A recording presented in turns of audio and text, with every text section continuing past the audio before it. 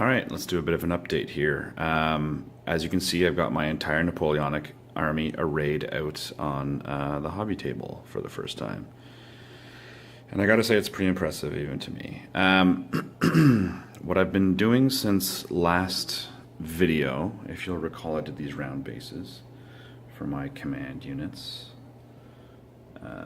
So there's some there, there's some there, and there's some there.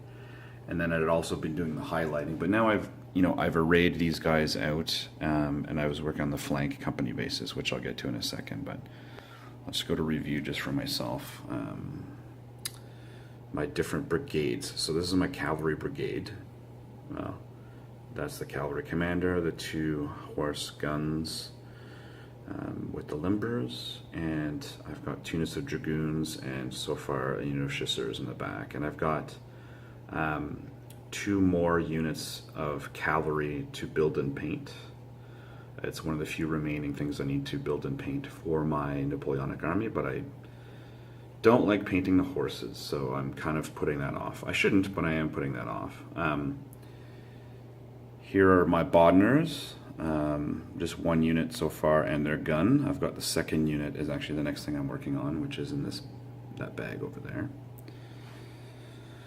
And then in the front, this is my unit of guards. There's some grenadiers, I guess. I forget which are the actual units. There's Grenadier Guard, which are the guys in the greatcoats in the back, and then just 200 units of guard down here. And again, I've got their nice flags from Flag Dude. Their command over here, and I was able to find enough crew to make a guard gun.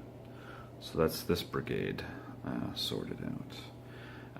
And thing to note is, sorry for the jiggly camera there, but I'm just going to use my other hand. So I've split the 6th base so that these guys can deploy out in front as skirmishers, or if they're in a column formation, they can deploy in front in attack column in mixed formation. So that's a French rule. So hopefully I'll be able to actually use that. And I've gone ahead and done it for my infantry here as well. So for each of these units here, you can see I've got the flank companies split off. I mean, I can line them up like that, and you can't really tell the difference. So I've got the infantry brigade commander, infantry, guns, light infantry, more light infantry. And the back, this is what I've been working on most recently, is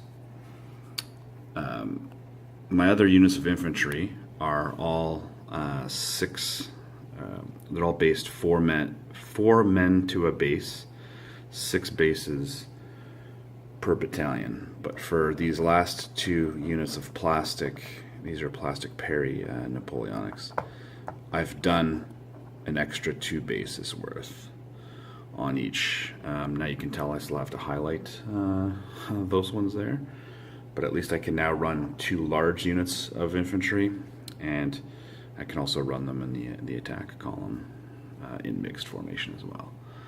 So quite impressive when I back up and zoom, or not zoom, but just back out and look at it like this and realize that I've got 10 battalions of infantry.